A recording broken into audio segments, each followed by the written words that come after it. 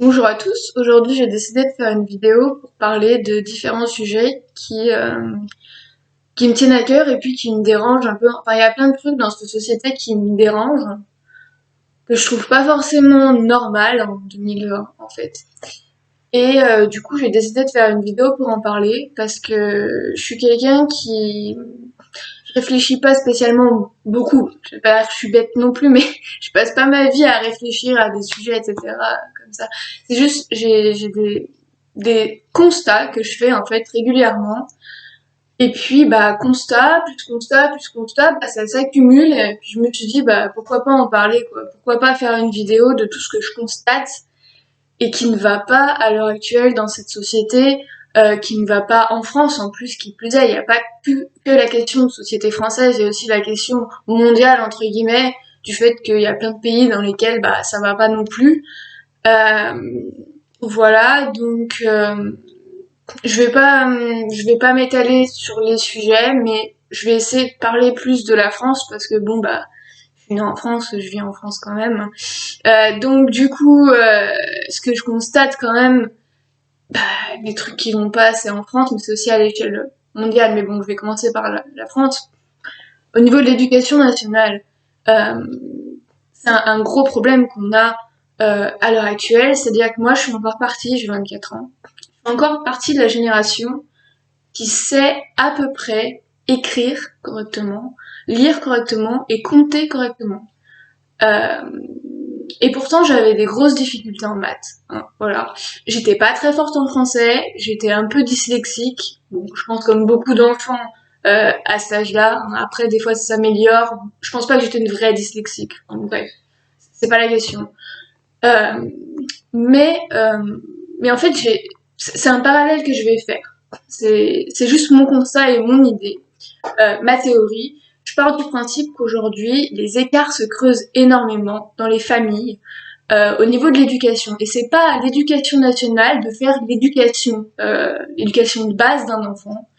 Le problème, c'est qu'il y a des enfants qui arrivent à l'école qui sont pas éduqués, tout simplement. Parce qu'il y a des milieux sociaux où les parents n'ont pas le temps d'éduquer leurs enfants, les parents travaillent, les parents n'ont peut-être pas eu la chance d'avoir eu une bonne éducation, les parents n'ont peut-être pas un milieu social ultra favorisé qui permet un accès à la culture, qui permet un accès à plein de choses. Il y a de la violence dans les familles, il y a de la violence dans les cités, à cause de la précarité des emplois, à cause de la précarité, bon bref, c'est une situation générale du coup qui génère ça, qui génère le fait que l'éducation nationale, aujourd'hui à l'école, je veux dire, à l'éducation nationale, pardon, à l'école, aujourd'hui, eh ben, il y a beaucoup plus de fractures qu'à l'époque, et il y a de plus en plus de, moi, ce que j'appelle des établissements pénitentiaires, en fait. Parce que, clairement, il y a des établissements scolaires où la seule chose qui marche, les enfants apprennent, et c'est même pas qu'ils apprennent, hein, c'est qu'ils se tiennent à peu près à carreau, c'est la répression. Euh, voilà, moi j'appelle ça des établissements pénitentiaires. Voilà. Il manque plus que les gardiens de prison et puis c'est bon. Et il y a d'autres établissements qui, eux, vont être un peu aux opposés, mais il y a aussi des difficultés, il y a aussi des problèmes, mais des établissements qui vont être, on va dire, un peu plus dans la norme, des établissements qui vont accueillir des élèves de milieux un peu plus favorisés. Et donc il y a vraiment une fracture qui se joue, qui se fait. Et donc l'enjeu, en fait, c'est que il faut pointer du doigt personne. En fait, c'est pas la faute des enfants déjà. C'est pas non plus la faute des parents. Moi, je pense pas. C'est vrai qu'il y a certains parents qui font pas les bons choix, hein, clairement. Il y a les écrans aussi, les écrans, la télé, les écrans de téléphone, les tablettes, les ordinateurs, bon, qui sont rentrés dans la vie des jeunes quand même de plus en plus. Le langage SMS aussi. Moi, j'ai fait partie de cette génération euh, qui finalement était un peu épargnée de tout ça. Je suis née en 95, je suis pas très vieille, hein, mais n'empêche que les ordinateurs, moi, ils sont arrivés assez tard. Enfin, disons que j'ai eu accès aux ordinateurs assez tard. Donc finalement, j'ai eu le temps de me consacrer à mes devoirs, sans interférence, on va dire. Parce que le multimédia, le numérique, la télé, à outrance, c'est des interférences. Les interférences, ça empêche d'apprendre. Ajouter à ça, parfois, certains milieux sociaux compliqués, dans la précarité, effectivement, il y a beaucoup de précarité à cause des emplois en France, il y a des familles qui vivent vraiment très difficilement.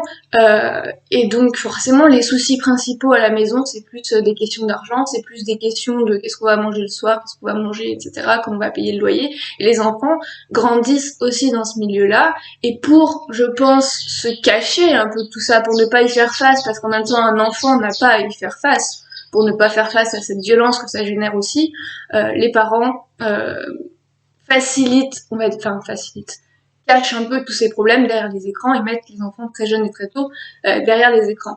Donc mon constat de base c'était, bah voilà, aujourd'hui il y a de plus en plus de jeunes qui ne savent plus lire et qui ne savent pas écrire, mais c'est pas une blague, hein.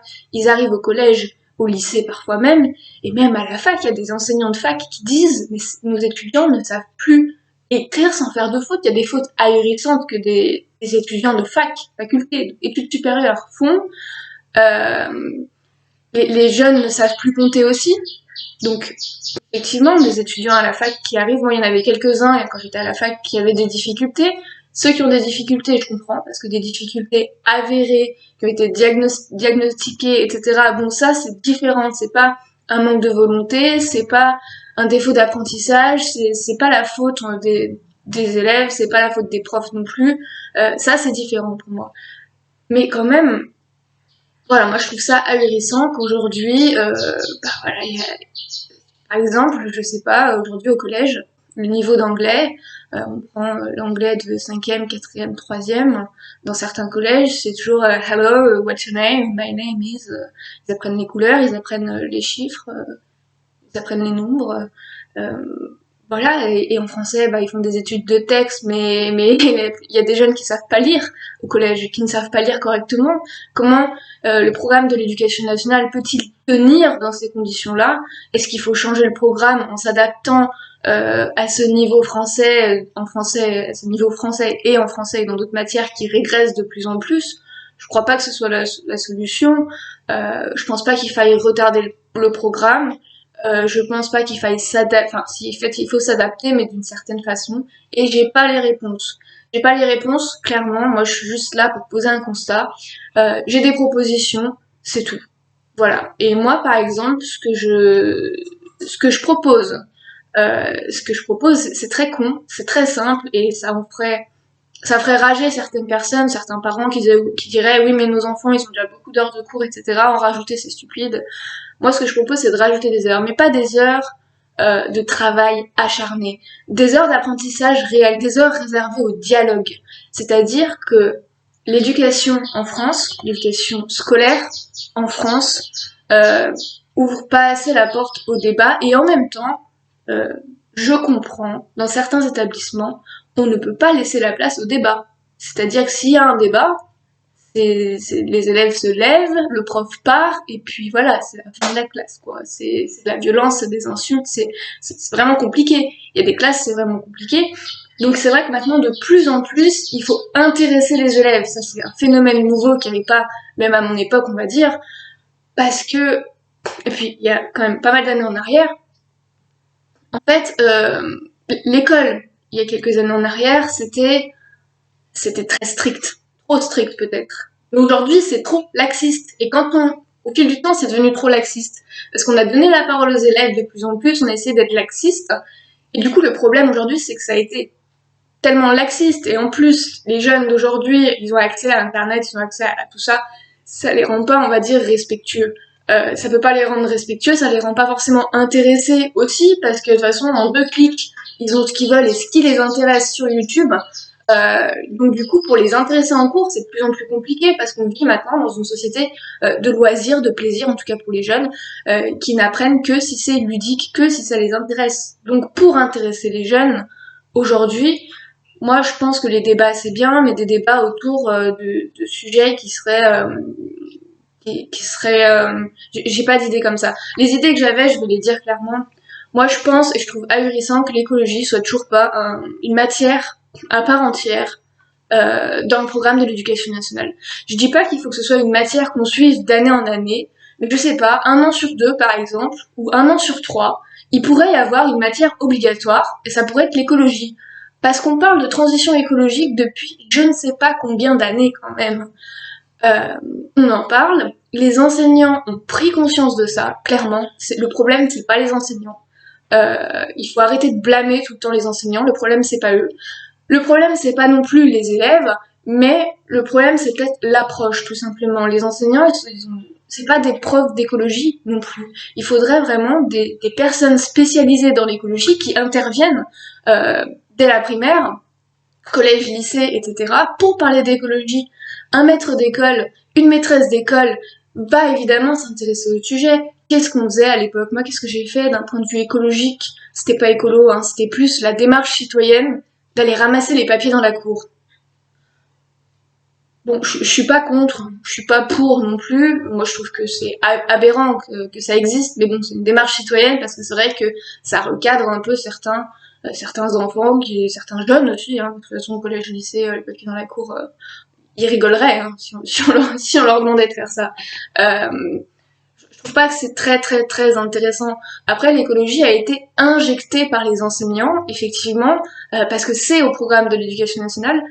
C'est une matière, enfin c'est pas une matière, mais c'est un sujet que l'on doit aborder, et c'est très bien que ce soit un sujet que l'on doit aborder. Le problème, c'est que on l'aborde pas assez profondément, on l'aborde pas avec les bonnes méthodes, parce que voilà, en gros, ce qu'on va demander aux élèves, peut-être plus au collège, même de la primaire, c'est faire un exposé, etc., faire des exposés, réfléchir dessus, c'est bien, mais moi je pense que c'est pas assez. Parce que dès qu'il y a l'entrée au collège, dès qu'il y a l'entrée au lycée, ce sont des choses qui se perdent. Ce sont des choses qui se perdent parce qu'il y a une très très grosse pression avec les examens du brevet et surtout l'examen du baccalauréat quand même, à la fin du lycée. Et moi quand j'étais en troisième, on parlait déjà du bac hein, quand même.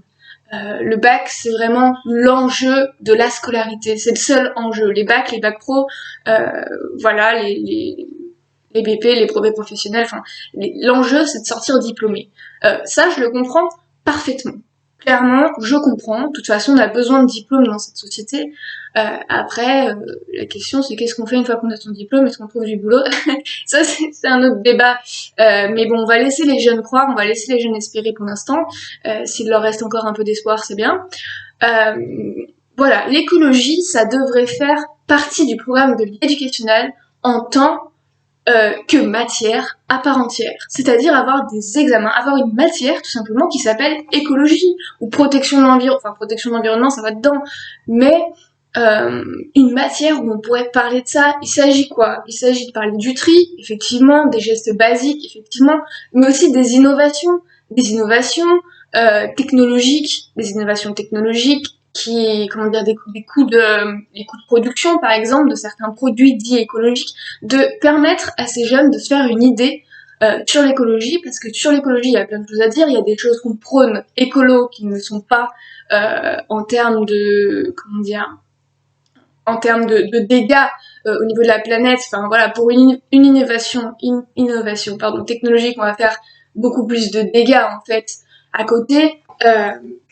Donc voilà, en fait, il y a beaucoup de choses à dire sur l'écologie. Moi, je m'y connais pas assez, mais je trouve quand même que la seule personne qui ait osé parler en 2020, même un peu avant, hein, la seule personne qui a osé se montrer, la seule jeune fille qui a osé se montrer, c'est Greta Thunberg. Il y a les pour, il y a les contre. Moi, je prends pas parti, mais je trouve que de toute façon, ce qu'elle a fait et ce qu'elle fait, bah, il fallait bien que quelqu'un le fasse. Hein, voilà, c'est pas la seule. Mais effectivement, on en parle beaucoup. Et je dis pas que c'est un exemple. Je dis juste que c'est quand même quelqu'un, une personne qui a su réveiller certaines consciences, qui a su lancer des mouvements de foule. Et justement, l'éducation nationale devrait se servir au mieux de cet élan, de cette prise de conscience écologique. Euh, Toujours sur l'écologie, et là je m'adresse aux développeurs de jeux vidéo. Il y a un truc que je comprends pas. Et ça, je peux pas comprendre, je crois. Je peux pas comprendre. Normalement, quand on développe des jeux vidéo, on est censé être à la pointe de la technologie, à la pointe, le truc le plus high-tech, le truc qui vient de sortir, le truc qui va marcher, le truc qui va faire le buzz. C'est vrai que jeux vidéo, numérique et écologie, ça paraît pas compatible comme ça. C'est clair, hein, c'est pas vendeur. Les jeunes, tu leur dis, bon, bah, je vais faire un jeu. Voilà, on a un jeu vidéo qui est génial, qui a été créé sur l'écologie. Les jeunes, ils vont rire. Les jeunes de 15-16 ans, peut-être que ça peut passer, mais au-dessus, c'est vrai qu'il y en a beaucoup qui vont rire. Pourquoi ça n'a pas été créé Pourquoi? Ça fait des années qu'on parle d'écologie. On propose encore, il y a certains jeux qui proposent encore de construire des villes, par exemple. Comme l'exemple des Sims. Moi, j'ai un train de retard sur les jeux vidéo, mais j'ai regardé récemment, il n'y a rien qui est sorti vraiment sur l'écologie. Ça, par contre, j'ai fait, il n'y a rien qui est sorti, quoi. On propose aux jeunes, j'ai un peu de mal avec certains mots des fois, mais on propose, disons, à la jeunesse, de jouer à des jeux de construction. Moi, je trouve ça très ludique et je trouve ça très bien, ces jeux de construction de villes. Il y a des choses qui sont à apprendre quand même dans les applications, dans le développement des nouvelles technologies, dans le développement des jeux vidéo, etc. Il y a des applications qui sont à apprendre, il y a des jeux qui sont à apprendre, des méthodes vraiment pédagogiques, des trucs vraiment ludiques.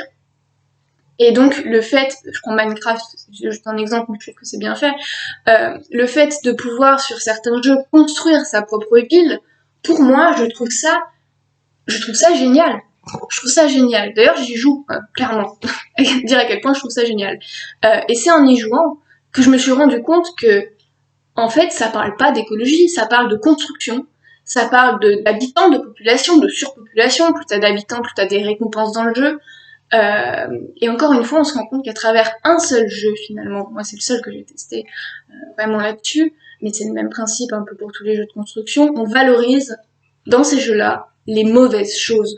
On valorise la surpopulation, on valorise la construction, une construction qui pollue, une construction qui n'est pas écologique en soi. Alors qu'aujourd'hui, on est en 2020, on est en 2020, quoi. Les années 2000, ça a vraiment marqué un tournant dans l'explosion des TIC, des nouvelles technologies.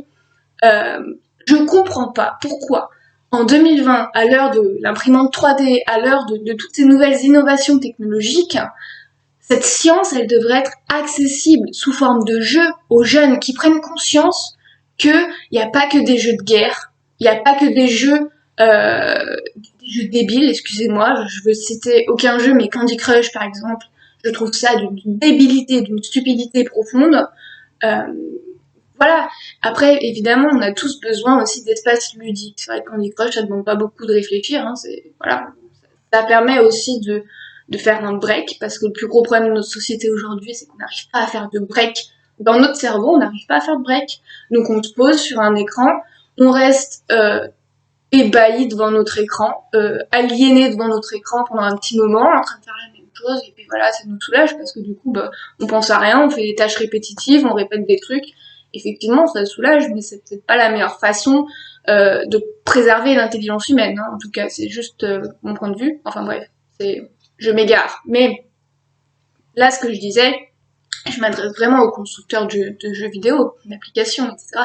Ça pourrait marcher. Ça pourrait marcher, il faudrait y croire un peu plus. Mais ça pourrait marcher. Une ville où on peut construire sa propre ville, on peut construire sa propre maison. Moi, je partirais carrément sur un truc plus écolo de base. Sa propre maison complètement écolo, où ce serait valorisé, une maison autonome avec des cultures, etc. Même si c'est du virtuel, apprendre au moins aux enfants, à la nouvelle génération, qu'est-ce qui existe sur le marché actuellement. C'est vrai que c'est des matériaux qui aujourd'hui coûtent très cher. C'est vrai que l'écologie, c'est vrai que tout ça, c'est pas donné à tout le monde. Clairement, il y a des gestes qu'on peut faire tous les jours qui ne coûtent rien. Il y a des produits écologiques, par exemple, je pense à des produits, enfin, à ce qu'on mange quoi, en termes de nourriture, qui vont être relativement chers, mais pas tous les produits. Après, il faut aussi apprendre à ses enfants à faire des comparaisons. Par exemple, on prend un produit de marque chez une grande structure, une grande surface, que je vais pas nommer, un produit de marque, va coûter le même prix qu'un produit qui n'est pas forcément de marque, ou qui est de marque aussi, dans un magasin écolo, quoi, en fait. Je sais pas si j'ai bien expliqué, mais en fait, souvent, on a les mauvais réflexes. On va acheter des produits de marque parce qu'ils sont vendus à la télé, parce qu'il y a de la pub, parce qu'ils sont bons aussi, hein, clairement. Faut dire ce qu'il y a, des fois c'est bon au goût, c'est plein de cochonneries, mais c'est bon au goût, on aime, on est habitué, la marque, on la connaît, on la voit à la télé, on l'a imprimée, les gosses, les enfants aussi, ils l'ont imprimée, du coup, qu'est-ce qu'ils disent à leurs parents? Oui, mais je veux telle marque, moi je l'entends toujours dans les grandes surfaces. Moi, je veux telle marque parce qu'il y a telle pub. Enfin, voilà, c'est de l'embrigadement, voilà, la publicité. Je suis pas contre totalement, mais je pense que pour les enfants, il y a mieux quand même. Et du coup, on se tourne vers les marques. Les marques, elles coûtent cher. Voilà, c'est des marques, elles coûtent cher. Et clairement, un produit de marque, on va prendre des pâtes, par exemple, de marque. et des pâtes qui sont bio, et ben elles vont coûter parfois au kilo, elles vont coûter le même prix. Voilà. Et en termes de qualité nutritive, ce qui va être meilleur évidemment, c'est les pâtes bio. En termes d'impact environnemental, ce qui va être meilleur, c'est les pâtes bio. Donc manger bio ne coûte pas toujours plus cher. Je dis pas qu'on peut que manger bio, on peut manger que bio. Et je dis aussi que ça s'adresse à certains milieux favorisés, je me comprends, certains milieux qui ont les moyens d'acheter des marques, justement, qui se permettent d'acheter des marques à leurs enfants, devraient peut-être commencer à comprendre qu'il y a certains produits écologiques, pas tous, il y a certaines nourritures écologiques qui coûtent le même prix que les produits dits de marque dans les grandes surfaces. C'est juste une aparté, parce que là, je parle d'écologie, etc. Je parle d'écologie et de ce qu'on peut faire, en fait. Il y a des choses qu'on peut pas faire, il y a des choses qu'on peut faire. Clairement. Il y a des choses qui sont pas à la portée de tout le monde. Clairement, une famille d'un milieu modeste, famille d'une classe moyenne même, ne pourra pas clairement investir dans une nouvelle maison entièrement écologique, etc. C'est de l'utopie. C'est de l'utopie, c'est pas tout le monde qui a accès à ces nouvelles technologies, mais justement, on devrait commencer à enseigner par le biais du jeu, par le biais d'applications, par le biais du numérique, à injecter, c'est un peu le mot, injecter de l'écologie un peu partout. On fait de la propagande pour les marques, on fait de la propagande pour les grandes surfaces, on ne fait pas de propagande pour les agriculteurs, les pauvres, on fait pas de propagande pour plein de trucs, alors qu'on devrait. Voilà. La propagande, je suis pas forcément pour, mais je pense que des fois c'est un peu nécessaire pour réveiller quand même certaines personnes, quoi. Donc ça, c'est vraiment ce que j'ai constaté en termes d'écologie, en termes d'éducation. Donc je pense que sur l'écologie, il y a deux trucs à faire en fait, vraiment fondamental. Au niveau des jeux vidéo, je trouve ça même scandaleux qu'il n'y ait rien qui soit proposé qui traite d'écologie, quoi. Dans les jeux vidéo, dans les applications numériques, enfin voilà, les développeurs d'applications web se font énormément d'argent. Les développeurs d'applications web, c'est un métier d'avenir, hein, développeur d'applications web. C'est un sacré métier d'avenir. Et ben quand on fait un métier d'avenir, quand on se tourne vers l'avenir, on se doit de se tourner vraiment vers l'avenir. Et l'avenir, je suis désolée, ça va se passer au niveau écologique parce que sinon on va clairement ça tiendra pas des années supplémentaires. Et puis bon, la nouvelle génération, là, celle qui arrive, c'est ceux qui vont subir le plus. Donc c'est eux qu'il faut protéger, c'est eux qu'il faut alerter et c'est eux qu'il faut instruire en termes d'écologie. Et l'instruction passe par le côté ludique aussi. On peut apprendre de façon ludique. Donc je pensais aux jeux vidéo, aux applications. Et je pense surtout que l'éducation nationale a un rôle à jouer là-dedans et beaucoup plus important que ce qu'ils font actuellement. Voilà. Je dis pas qu'ils font rien, hein, en termes d'écologie. Je dis que les enseignants font ce qu'ils peuvent avec les classes qu'ils ont, avec les moyens qu'ils ont, avec les effectifs qu'ils ont, avec les programmes qu'ils ont à suivre, et que les ordres doivent venir d'un peu plus haut, et c'est un peu tout un système à changer. Hein. Je reconnais que l'éducation nationale, bon, il y a beaucoup de choses à redire, mais voilà, en termes d'écologie, il faudrait vraiment axer beaucoup plus sur l'écologie à l'école, que ce soit une matière à part entière obligatoire. Je sais pas, peut-être une année sur 3 par exemple. Je dis pas qu'il faudra avoir cette matière tout le temps, mais que ce soit des petites piqûres de rappel, je sais pas, on pourra avoir l'écologie au CP, non peut-être pas au CP parce qu'il y a beaucoup de choses à apprendre au CP. CE2, CE1, vraiment axé écologie. Ensuite pareil, on peut remettre ça au collège sur allez, la cinquième, fin de cinquième, quatrième, il y a beaucoup de choses à apprendre aussi, mais c'est quand même là que les jeunes sont les plus réceptifs. Et puis après au lycée, c'est pareil, il faut remettre ça, quoi. Faut remettre ça, il faut vraiment faire des gros débats au lycée. Les jeunes, ils ont l'âge de vraiment de tenir des débats très bien. Alors après, il n'y a pas forcément d'âge. En primaire, en maternelle, ils peuvent commencer à débattre. Ce sera juste pas les mêmes arguments. Mais le débat écologique devrait être là un peu partout. Et ça peut paraître utopiste et complètement irréaliste, ce que je dis. Il n'empêche qu'il y a d'autres pays qui l'ont fait. Il y a d'autres pays qui arrivent à le faire. Donc pourquoi la France n'y arrive pas? Voilà. Pourquoi la France n'y arrive pas? Je sais que c'est utopique avec les moyens que l'éducation nationale a, avec les moyens que les enseignants ont. Je sais que c'est un peu utopique, mais si personne lance le truc, si personnes là-haut, hein, là-haut, je parle pas des profs, etc. Après, il y a en primaire, il y a un peu plus de marge de manœuvre. Mais si personne ose, et ben, il y a rien qui changera. Voilà. Après, il y a autre chose que je comprends pas. Et ça part d'un constat aussi que je fais. Alors là, vous allez vous dire, elle est complètement cinglée, cette fille. Je suis désolée. Mais qu'est-ce qui pourrait remettre certains enfants, certains jeunes à leur place? Parce qu'il y en a clairement, il faudrait les remettre à leur place. Je pense pas que le service militaire soit la bonne solution, quoique on sait pas trop. Non, d'un point de vue, et là c'est encore à l'école de jouer un rôle. Je pense quand même qu'il y a beaucoup il y a beaucoup d'enfants de plus en plus qui chez eux en fait ce sont les rois, hein, clairement ce sont les rois, c'est des enfants qu'on ne contrarie pas, l'enfant roi il y en a de plus en plus, hein, c'est vraiment un phénomène et c'est pas une blague. Et pour remettre ces enfants à leur place, il faudrait juste leur faire comprendre qu'ils sont à leur place d'enfant. Et pour faire comprendre à un enfant qu'il est à sa place d'enfant, faut lui faire comprendre que ses parents sont à leur place de parents. Mais les parents sont pas non plus tout puissants. Alors c'est un peu compliqué ce que je veux dire. Mais il y a une hiérarchie. Voilà, c'est ça qu'il faut leur remettre dans la tête un peu, c'est qu'il y a une hiérarchie. Et quoi de mieux pour comprendre qu'il y a une hiérarchie, qu'il y a une loi, il y a une loi, comment dire, universelle contre laquelle on peut rien faire, c'est qu'on fait partie d'un tout. Tout le monde, tous les êtres vivants, tous les êtres humains sur Terre font partie d'un tout. Ça c'est aux sciences de la vie, c'est de la physique, etc. Au niveau des sciences, il y a beaucoup à faire. Je ne comprends pas, pour aller plus directement à ce que je veux dire. Qu'on soit capable d'enseigner les mathématiques depuis des générations et des générations, qu'on soit capable d'enseigner le français depuis des générations et des générations, qu'on soit capable d'enseigner la SVT, la biologie, l'anatomie, ça s'est arrivé très tôt sur le plan de l'éducation, depuis des générations et des générations, qu'on soit capable d'enseigner quasiment toutes les sciences depuis des générations et des générations, et que l'astronomie fasse simplement partie d'une toute petite partie, justement, un tout petit moment d'éducation dans la vie des élèves. Moi, je comprends pas. L'astronomie devrait être aussi une matière injectée à raison de, je sais pas, 2 années sur la scolarité, c'est pas énorme. Ça devrait être une matière obligatoire. Comment peut-on enseigner les maths? Comment peut-on enseigner la physique? Comment peut-on enseigner les sciences sans apprendre aux élèves l'astronomie? Mais je parle pas de leur apprendre le système solaire, parce que ça, ils l'apprennent en primaire, et d'ailleurs, ils l'oublient après, hein, clairement. Je suis sûre que je demande allez, on prend 100 jeunes de 16-17 ans, ils connaissent pas le système solaire, hein. Ils savent pas dans quel ordre c'est, hein.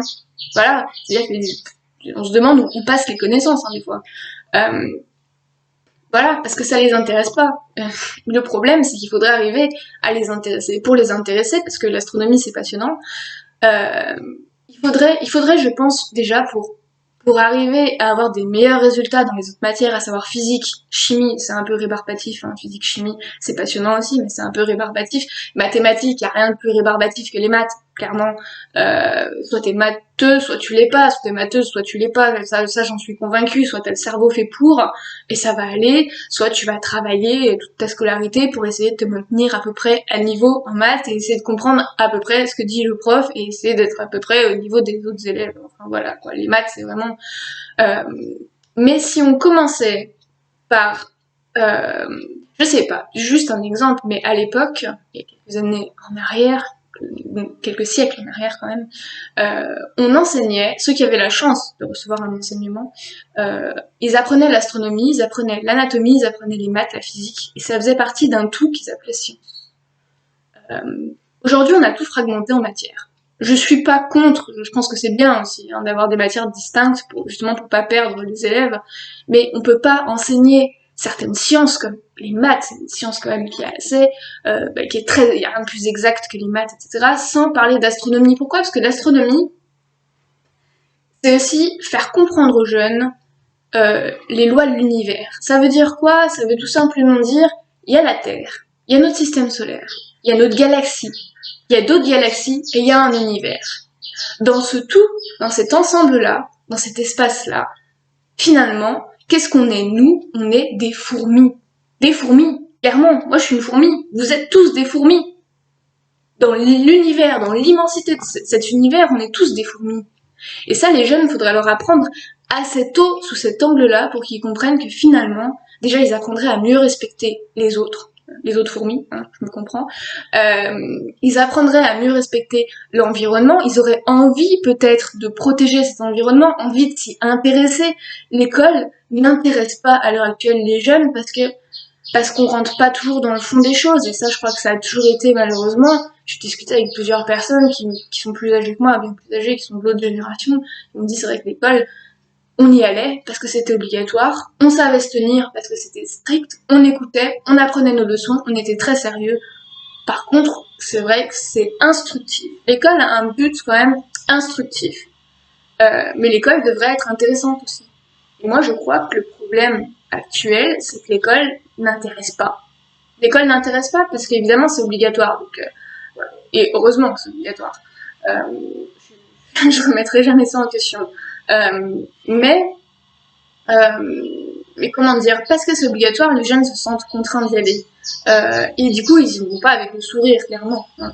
Parce que ce qu'ils apprennent là-bas, eh ben, c'est peut-être pas à la hauteur de ce qu'ils voudraient apprendre. C'est peut-être que ils s'enferment trop dans des jeux vidéo, dans des trucs un peu crétins qu'ils trouvent justement sur Internet, ce que je disais tout à l'heure, et qu'ils n'ont pas cette ouverture d'esprit. Le but du collège, du lycée et de l'école, c'est aussi de leur donner une ouverture d'esprit.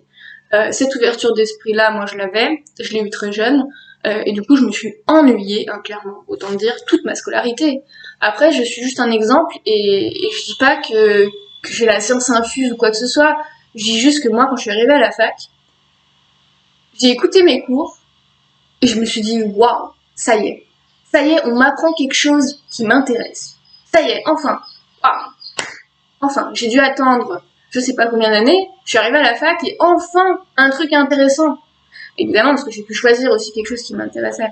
Euh, donc, on ne fonctionne pas que sur du ludique, c'est-à-dire que les jeunes ne peuvent pas toujours choisir ce qu'ils voudraient apprendre. On ne peut pas fonctionner que sur du ludique, mais on ne peut pas fonctionner que sur des programmes.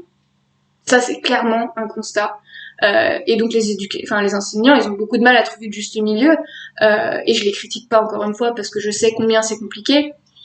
Il y a toujours ce problème-là, alors peut-être moins, mais l'EPS à l'école, aujourd'hui c'est un peu moins dévalorisé qu'avant. Mais l'EPS, la musique, l'art plastique, c'était vraiment, on avait l'impression que, moi je me souviens, hein, j'étais jeune quand même, dans les conseils de profs, quand ils remplissent les bulletins et tout, les réunions de parents-profs, il y avait toujours 3 profs qui étaient à l'écart, toujours les mêmes, hein, musique, sport, et puis art plastique. Les profs qu'on n'écoute jamais, les profs qui n'ont pas leur mot à dire, clairement. Et les profs les plus observateurs pourtant, les profs qui connaissent le mieux leurs élèves. Les profs, évidemment je fais des généralités parce que je dis pas qu'un enseignant d'histoire géo ne peut pas connaître ses élèves. Ce que je dis, c'est que quand on est en cours de PS, en fait, les gamins ils vont bouger, les gamins ils vont se parler. Les gamins, je suis désolée pour les ados, etc., ceux qui sont au lycée, pour moi c'est des gamins, mais je veux dire les jeunes, ils vont échanger, ils vont se montrer tels qu'ils sont réellement parce qu'ils sont aussi dans un environnement qui est moins strict. Le PS, il y a des règles évidemment, mais c'est moins strict. C'est moins strict. Donc les jeunes se montrent tels qu'ils sont réellement, et c'est souvent des profs de PS, des profs de musique aussi, qui voient à travers l'art et la musique, enfin bref, qui remarquent des choses, des profs d'art plastique qui remarquent des choses sur les élèves. Et évidemment, on leur donne pas la parole. On leur donne pas la parole. Moi aussi, c'est un truc que je trouve ahurissant, c'est encore un autre constat que je fais aujourd'hui en 2020, je trouve ça quand même dommage, hein, qu'on donne toujours pas la parole à des enseignants, des profs de philo aussi qui remarquent des choses, profs de français, enfin il y a des profs qui remarquent des choses, on leur donne pas la parole. Un prof de philo, généralement il a pas beaucoup de poids. Hein. Prof de français, il aura du poids, par contre. Peut-être de moins en moins, je sais pas. Mais voilà, j'ai l'impression qu'on banalise certaines matières. Et donc pour revenir à mon idée d'astronomie, l'astronomie c'est passionnant. C'est passionnant. Apprendre les constellations, il y a tellement à dire. Faudrait apprendre déjà aux enfants l'histoire, c'est-à-dire la base, mais faire des cours d'astronomie avec des démonstrations, je sais pas. Quand je pense que les gamins, les enfants, ils ont cours jusqu'à 18h, 19h des fois, c'est ahurissant leurs heures de cours. 18h, 18h en hiver, il fait nuit. Et ben pourquoi la dernière heure de cours, ce serait pas observation des étoiles dans la cour? Tout simplement, 18h, il fait nuit, on voit les étoiles. Alors c'est vrai que bon, quand on habite en ville, c'est plus compliqué, mais ça pourrait être quand les jeunes finissent aussi tard. Parce que pour moi c'est ahurissant la charge de travail. Tu finiras à 18h quand tu commences à 8h le matin, et que t'as eu 45 minutes pour manger et que t'as fait 20 minutes de queue pour manger et que tu crèves la faim. Enfin, voilà, c'est aussi des conditions pour les jeunes qui sont franchement pas idéales. Finir à 18h, moi je trouve ça pas cool du tout, je trouve ça même scandaleux. Pourquoi ne pas finir les journées sur des trucs beaucoup plus cool? Parce que les jeunes se sentiraient relaxés. Et quand les jeunes sont relaxés, quand on est relaxé, c'est valable pour tout le monde, on apprend beaucoup mieux. Pourquoi les langues étrangères? Aujourd'hui, c'est des nouvelles recherches qui ont été faites, c'est des nouvelles études qui ont montré qu'apprendre les langues étrangères sous hypnose, c'était beaucoup plus productif. Je dis pas qu'il faut mettre de l'hypnose à l'école, attention. Quoique, je pense que ça ferait pas de mal. Hein. Mais voilà, quand les jeunes sont relaxés, ils apprennent mieux. Quand il y a une ambiance de travail qui est relaxante, ils apprennent mieux.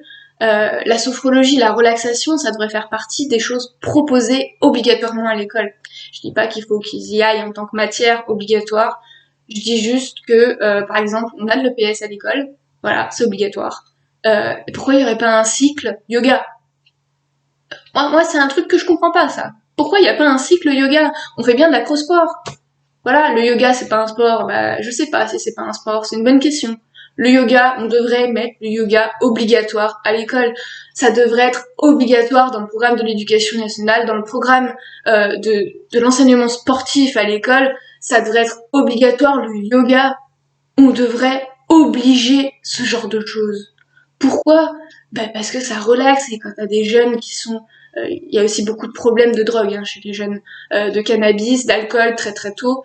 Le yoga, ça permet aussi de se reconnecter à soi-même, des jeunes qui sont parfois totalement déconnectés d'eux-mêmes, du monde qui les entoure, ils sont tout le temps dans leurs jeux vidéo. Ça permet de se recentrer, voilà. Et je pense qu'aujourd'hui, en 2020, on a tous les outils pour faire en sorte qu'on ait une société qui marche bien.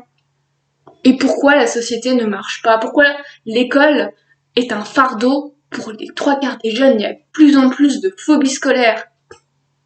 Ça aussi, c'est des chiffres, mais il y a de plus en plus de phobies scolaires. Pourquoi il y a de plus en plus de phobies scolaires? Parce que c'est simple, vous prenez un collège de banlieue, même pas de banlieue, un collège, tout simplement, un collège, même un collège favorisé, vous passez une journée dedans, vous, en tant qu'adulte qui êtes sorti du collège, vous y retournez une journée, vous allez comprendre. Vous allez comprendre pourquoi des jeunes développent une certaine forme de phobie scolaire. Parce qu'il y a du bruit dans les couloirs, parce qu'il y a un mouvement de foule qui est conséquent et incroyable dans des classes surchargées, parce que, évidemment, les jeunes qui développent des phobies scolaires, qui sont un peu agoraphobes, qui font des crises de panique, des attaques d'angoisse, qui sont sous médicaments très tôt et très jeunes, qui ont des envies suicidaires. Il y a des jeunes aussi, faut parler de tous ces jeunes-là. Et pourquoi? C'est logique, Clairement, on met des jeunes dans des... C'est comme les gens dans le métro. Voilà, c'est du bétail qu'on met dans un wagon. Et pour moi, les jeunes dans les collèges et les lycées, c'est du bétail qu'on met dans des établissements. Et puis on attend de voir ce que ça donne. Voilà, je suis désolée pour ma comparaison qui est horriblement froide, horriblement dure et horriblement complexe à entendre. Il n'empêche que c'est vrai. Il y a énormément de bruit dans un établissement scolaire. Énormément de bruit. Les profs se tapent des migraines, des maux de tête, des dépressions, ils partent en arrêt maladie. Et on dit c'est la faute des élèves, mais je pense pas que ce soit vraiment la faute des élèves, je pense que c'est une société complète qui va mal, parce que les élèves, faut pas croire, ils en pâtissent aussi, ils en souffrent aussi, les phobies scolaires chez les élèves, les maux de ventre des élèves le matin, les infirmeries surchargées parce que le gamin ou la jeune fille elle préfère aller à l'infirmerie plutôt que d'aller à 3 heures de cours de maths où elle sait que ça va être la panique, l'enfer, l'ennui, le stress. Il y a des enfants, il y a des jeunes qui se réfugient à l'infirmerie, les infirmeries dans les collèges et les lycées. Heureusement qu'il y en a, mais je pense que c'est pareil. Ils ont un rôle beaucoup plus important à jouer et on leur donne pas non plus la parole. Voilà, les assistants sociaux, il y en a aussi dans les collèges et les lycées. J'ai rien contre les assistants sociaux, mais la plupart du temps, ils font n'importe quoi. Donc voilà, moi je pense qu'il y a des progrès à faire sur beaucoup de choses, énormément de choses. Troisième point que je voudrais aborder, parce que finalement je parle beaucoup de l'école, je me rends compte, mais voilà, je pense que l'instruction c'est super important en fait. L'apprentissage c'est super important, c'est ce qui forme des carrières, c'est ce qui forme des avenirs. Les jeunes qui sont pas instruits, ils arriveront pas dans la vie. Peu importe l'instruction, qu'on se dirige vers un BP, un brevet professionnel, un bac pro, etc. Peu importe, on s'en fiche. Il faut au moins trouver sa voie, et pour trouver sa voie, il faut être serein, et pour être serein, il faut avoir des conditions d'enseignement qui sont bien meilleures. Et là-dessus, je pense que tout le monde est d'accord. Euh, voilà. Après, il y a un truc, moi, qui me titille un peu aussi, c'est que l'informatique, bon, ça a mis des années avant d'arriver au programme de l'éducation nationale. C'est bien, c'est arrivé maintenant. Euh, mais on va faire face à un problème dans quelques années, c'est-à-dire que les jeunes vont savoir 4 fois plus que leurs profs sur les questions d'informatique.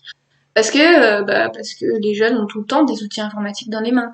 Donc maintenant, il va falloir réfléchir à leur mettre des professeurs, des enseignants compétents et vraiment qui sont formés dans le domaine informatique, des profs d'informatique et plus jeunes. Je sais que c'est au lycée, au collège, il y a des cours d'informatique dans certains établissements, ou peut-être tous, je sais, j'ai pas suivi l'affaire. Mais je sais qu'il y a, moi, à mon époque, il y avait le niveau B2I avec je sais pas si ça existe toujours, en fait, il s'agissait de trouver des documents dans ce qu'on appelait un CDI, une BCD, je sais pas comment ça s'appelle aujourd'hui, un centre de documentation, donc en gros, la bibliothèque de l'établissement scolaire, d'être capable de retrouver des livres, d'être capable de faire des recherches, de répondre à des questions, c'était un quiz, bon, bref. Je pense que c'est bien, mais encore une fois, je pense qu'on peut apprendre beaucoup plus à ces jeunes d'un point de vue informatique. Vous allez encore dire, elle est complètement cinglée cette fille, il n'empêche que le langage mathématique, c'est quelque chose de très dur, le langage informatique, c'est quelque chose de dur, c'est des choses qui s'apprennent. Je crois qu'on devrait proposer aux jeunes, peut-être pas sous forme d'obligation, mais leur proposer une matière où ils apprendraient le langage informatique. Le langage informatique basique, je parle pas de Python ou de programmes super durs. Je parle de trucs basiques, de raccourcis, de petits trucs à savoir sur l'informatique, de savoir de quoi est fait un ordinateur, par exemple. Voilà, je sais pas. Euh, et ça existe déjà dans les filières un peu plus technologiques. On va dire qu'en technologie, ils font un peu ce genre de choses sur des machines, etc. L'informatique, je pense qu'on devrait encore une fois monter le niveau, mais pas en fait, ça fait peur aux gens, ça fait peur aux enseignants quand on dit monter le niveau, parce qu'on a peur que les élèves suivent pas. Moi, je suis persuadée que si on monte le niveau en informatique, ils vont suivre. Hein. Il y aura pas de souci. L'informatique, c'est peut-être la seule matière justement où ils vont tous suivre et justement ils vont tous être intéressés. Et l'informatique, c'est quand même le monde de demain. Voilà, c'est le monde d'aujourd'hui déjà à l'heure actuelle, hein, mais c'est de plus en plus le monde de demain. Donc il faut de mieux en mieux et de plus en plus tôt, on va dire, les former et surtout faire une grosse prévention, et c'est déjà le cas, et ça c'est bien, sur ce qu'on peut trouver aussi sur internet, quoi. Voilà, faut leur expliquer des choses, mais je sais pourquoi il n'y a pas cet enseignement plus poussé en informatique, parce qu'effectivement, avec l'informatique, il peut y avoir des dérives, des grosses dérives.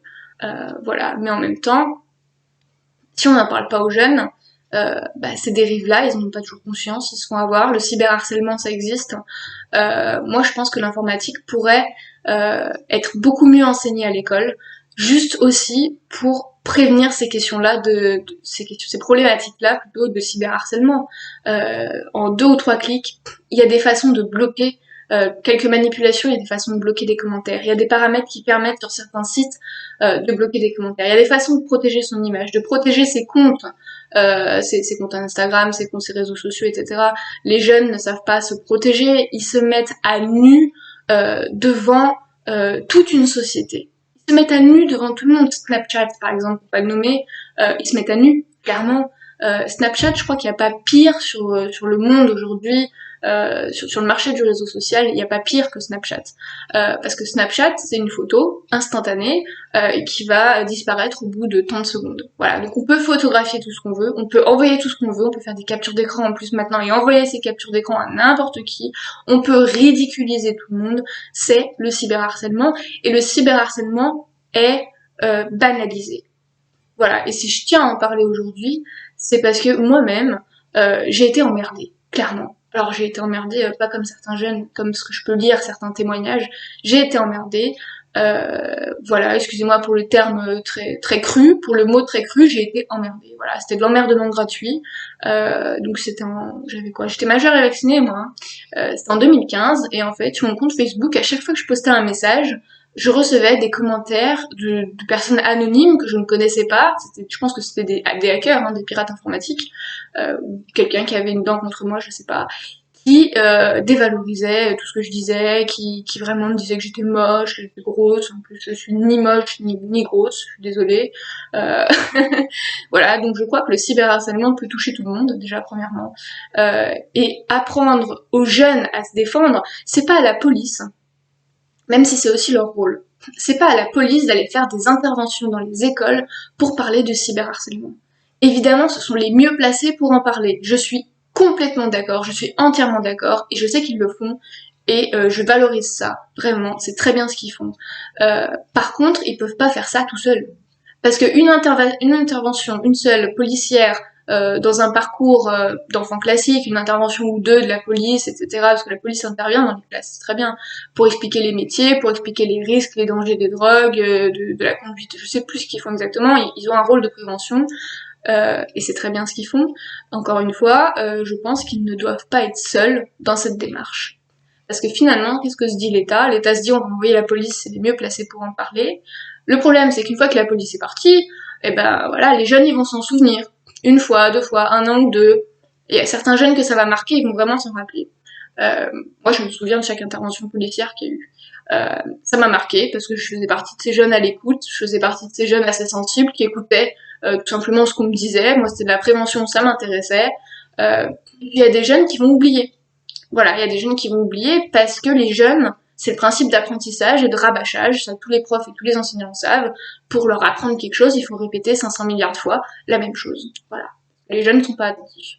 Clairement, parce que les jeunes sont dans la force de l'âge aussi, donc ils s'amusent, ils papotent, ils rigolent, ils ont beaucoup de perturbations, en fait, d'interférences dans leur vie, ils sont dans une période aussi tourmentée de questionnement, et du coup, de ce fait-là, ils oublient la prévention, ils oublient certaines choses, et donc il faudrait leur rappeler un peu plus, et je crois que d'apprendre l'informatique aux jeunes un peu mieux, d'enseigner l'informatique aux jeunes un peu mieux que ce que l'on fait à l'heure actuelle, et même plus tôt, je crois que on parle de collège, mais je crois que dès la primaire, on devrait parler des questions du cyberharcèlement, parce que moi je suis animatrice en colo, j'ai vu des jeunes, c'est pas une blague, hein, de 8-9 ans avec des portables, quoi. Parce que ça rassure les parents, mais c'est pas des portables, moi, à la rigueur, je peux comprendre cet argument-là, ça rassure les parents. À ce moment-là, le portable qu'on achète à l'enfant, c'est un Nokia basique. Je suis désolée pour le placement de produit, mais un truc vraiment basique, qui permet pas de prendre des photos, qui permet pas d'aller sur internet, qui permet pas d'avoir accès à tout ce danger-là, potentiel pour des enfants. Voilà, moi je suis sidérée aussi que les parents cèdent aussi facilement à des demandes d'enfants, un enfant qui veut un téléphone portable à 8 ou 9 ans, pourquoi pas, même si l'enfant a 6 ans il veut un téléphone portable, moi je pense qu'il n'y a pas de problème, l'enfant dès qu'il réclame un téléphone portable, il peut l'avoir, simplement il existe maintenant beaucoup de gammes de téléphones portables, et la plus basique c'est très bien, voilà, c'est juste qu'à 8 ou 9 ans, même à 7-8 ans, euh, on n'a pas besoin d'avoir un iPhone, quoi. Voilà. On n'a pas besoin d'avoir un iPhone. Donc ça, cette prévention-là, elle devrait être, je sais pas, vraiment très très très présente dans les établissements scolaires, à l'école, parce que c'est vrai qu'il y a certains parents, sans les pointer du doigt, parce que, bah voilà, mais il y a certains parents qui clairement ne font pas les bons choix. C'est ahurissant. C'est juste que le gamin ou la petite fille elle veut le même portable que papa, le même portable que maman, elle veut faire jouer à ses jeux parce que la petite ou le petit, il a 5 ou 6 ans, mais il est déjà habitué sur sa tablette à la maison à jouer à des jeux. Euh, moi, je trouve ça très grave. Heureusement que les portables sont interdits dans l'établissement scolaire. Heureusement, enfin du moins ils doivent être éteints, il me semble. Je crois que c'est ça la règle. Mais voilà, je comprends. Par contre, je comprends vraiment. Il y a un truc que je comprends vraiment, c'est que les parents aient besoin d'être rassurés en offrant. C'est même pas une offre, c'est puisque c'est pour rassurer. Hein, en leur achetant un téléphone portable à leurs enfants, parce que souvent c'est par exemple des familles divorcées. Un coup chez papa, un coup chez maman. Est-ce que le trajet s'est bien passé? Si le gamin il fait la route tout seul, voilà, avoir un portable, c'est vrai que dans la société actuelle, c'est quand même bien d'avoir un téléphone, peu importe l'âge. Dès qu'on sait s'en servir, il faut avoir un téléphone. Un gamin de 5 ans est capable d'appeler les secours pour sauver ses parents, par exemple. Donc ça, c'est un de mes arguments de base pour défendre le téléphone chez les jeunes enfants. Je suis totalement d'accord avec ça. Simplement, quel type de téléphone on donne à ses enfants? Moi, c'est une question que je me pose, c'est un constat que je fais qui est ahurissant. Il y a toujours le pour et le contre. Mais je suis désolée. Le problème, c'est pas le téléphone, c'est le type de téléphone qu'on donne aux enfants. Parce qu'après, ça engendre des problèmes de concentration, enfin tous les problèmes que j'ai dit avant, les jeunes qui sont scotchés à leur écran dès leurs 4 ans, moi je comprends pas, c'est des enfants, à 4 ans tu joues avec tes Playmobil, désolé pour le placement de produit, avec tes billes, et puis avec tes cartes Pokémon, encore un placement de produit, et puis voilà, tu t'amuses quoi, à 4-5 ans, t'es pas le nez comme ça arrivé sur ton écran, tu sors dehors dans les bois, si t'as la chance, dans des parcs, tu vas faire des cabanes, voilà, tu joues aux Indiens, et puis tu joues aux voleurs, aux chasseurs, et puis tu t'amuses, quoi. Enfin voilà, l'amusement chez les enfants, c'est un truc qui se perd de plus en plus parce qu'on leur dit que maintenant, pour s'amuser, pour eux, le seul moyen de s'amuser, ce serait peut-être de s'amuser sur un écran. Il n'y a pas que ça dans la vie. Et on leur apprend ça très jeune et très tôt, moi je trouve ça dommage. Donc, je reviens sur l'informatique, parce que c'était quand même le truc. Je pense que la prévention, et là je m'adresse plus à l'État, à la police, etc. Alors c'est vrai que bon, faire intervenir la police dans les écoles primaires, euh, bientôt va falloir faire intervenir la police dans les écoles maternelles, je crois. Hein. Non mais c'est terrible ce que je dis, bon ça leur ferait un peu peur aux enfants. Mais de plus en plus tôt, il faut prévenir les jeunes, il faut les prévenir, il faut leur montrer les dérives d'internet, il faut leur montrer les dérives des réseaux sociaux, des comptes qu'on crée sur les réseaux sociaux. La question du cyberharcèlement doit être vraiment abordée.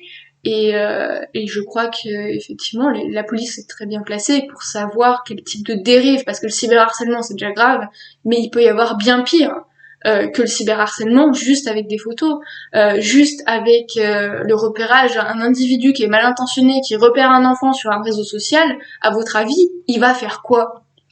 Voilà, non mais c'est tout simplement ça. Effectivement, moi je comprends les parents qui s'inquiètent, hein, parce que il y a de quoi s'inquiéter dans ce monde quand même. Alors évidemment, il n'y a pas des truands, il n'y a pas des truands et puis des mecs sexuellement dérangés à chaque coin de rue. Évidemment, voilà, faut aussi modérer ce que je dis. Il y a aussi des belles choses hein, dans ce monde, mais il y a des choses qui vont pas. Voilà. Donc là, j'ai vraiment fait beaucoup de constats. Il y a un autre truc qui va pas dans notre société. Et là, je m'adresse à tous ces jeunes. Je comprends pas. Il y a plusieurs trucs que je comprends pas encore. Au niveau du gouvernement, la majorité maintenant, c'est 18 ans. Euh, C'est-à-dire qu'à 18 ans, il y a des parents qui ont le droit de mettre leurs enfants dehors. Alors légalement, ils ont pas vraiment le droit. Enfin, c'est pas qu'ils ont pas le droit, c'est que le jeune, s'il a pas de revenus, les parents sont tenus de s'occuper de ce jeune jusqu'à 25 ou 26 ans, etc. De subvenir à ses besoins. On n'a pas forcément le droit, du coup, de le mettre à la porte.